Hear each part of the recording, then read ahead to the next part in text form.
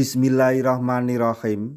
Assalamualaikum warahmatullahi wabarakatuh.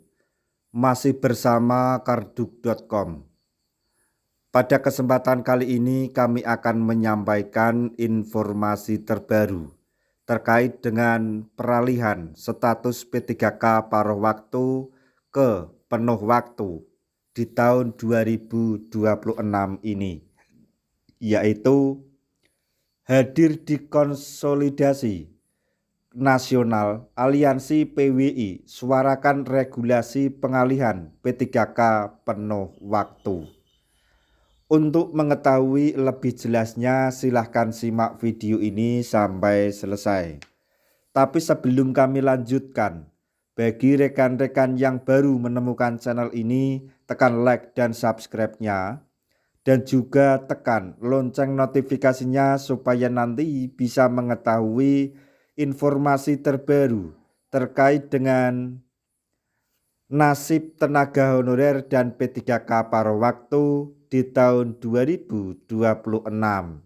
Sekarang mari kita simak dan cermati pernyataan yang ada di video ini.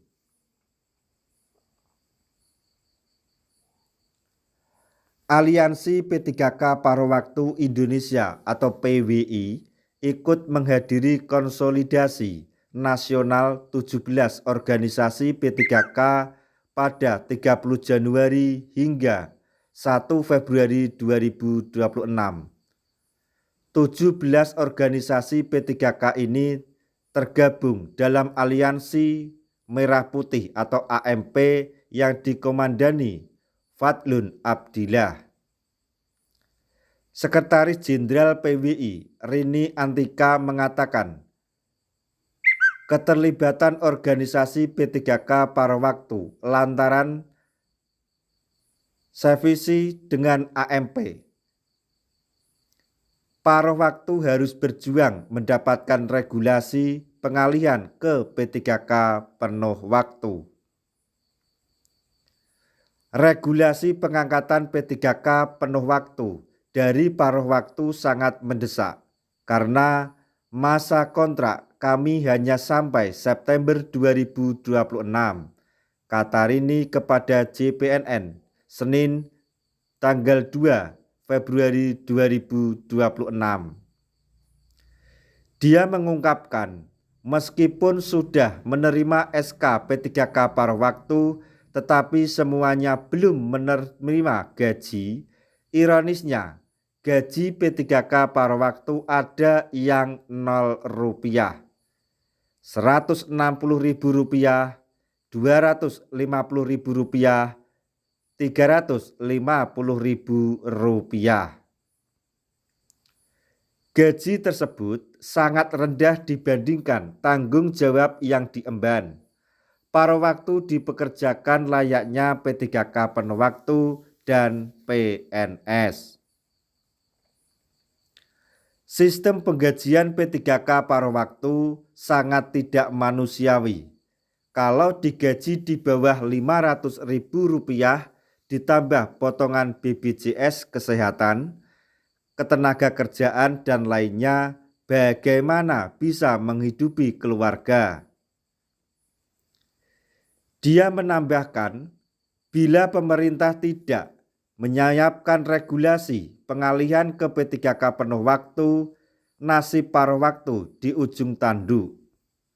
Pemda akan beralasan dana minim sehingga harus memutus kontrak kerjanya.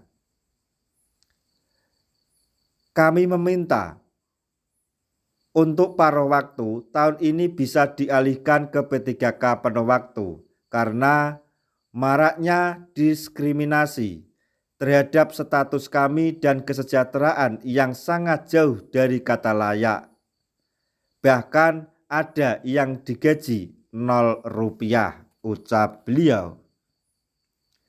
Beliau bersyukur karena usulan PWI diakomodasi AMP dan masuk dalam poin 4 dari 5 tuntutan 17 organisasi PWI. Berikut ini poin-poin tuntutan dan komitmen strategis dari 17 organisasi P3K, yaitu 1. Alih status menjadi PNS menuntut adanya mekanisme kebijakan yang konstitusional dan berbasis regulasi untuk alih status ASN P3K menjadi PNS secara bertahap dan berkeadilan dengan revisi Undang-Undang Nomor 20 Tahun 2023 tentang Aparatur Sipil Negara atau ASN. Kemudian yang kedua, penguatan status dan kepastian karir. Kami mendesak pemerintah untuk segera memberikan perlindungan profesional dengan menggunakan konsep perjanjian kerja sampai masa pensiun ASN P3K sesuai jenjang karir dan kejelasan jenjang karir bagi ASN P3K dengan adanya jabatan dan pengangkat sesuai dengan kompetensi yang diatur dalam regulasi turunan Undang-Undang ASN tahun 2023. Selanjutnya yang ketiga, pengesahan RPP Manajemen ASN.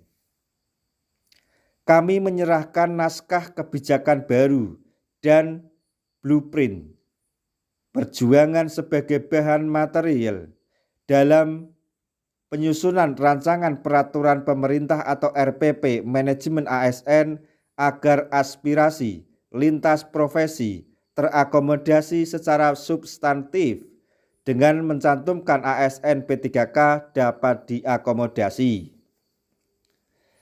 Pemerintah dengan segera untuk mengesahkan dan mengakomodasi masa kerja terhitung sejak awal pengabdian untuk mendapatkan hak pensiun, serta hak dan kewajiban sesuai pasal 21 Undang-Undang ASN Nomor 20 Tahun 2023 dan hak-hak yang didapatkan oleh PNS, yaitu seperti gaji terusan, penyetaraan, penyesuaian ijazah, dan mutasi. Kemudian yang keempat, peningkatan P3K paruh waktu ke P3K penuh waktu. Mendesak pemerintah untuk segera mengalihkan status P3K paruh waktu menjadi penuh waktu tahun ini dengan asas kemanusiaan yang adil, beradab, keadilan, serta penghormatan terhadap martabat aparatur negara dan kualitas pelayanan publik yang profesional.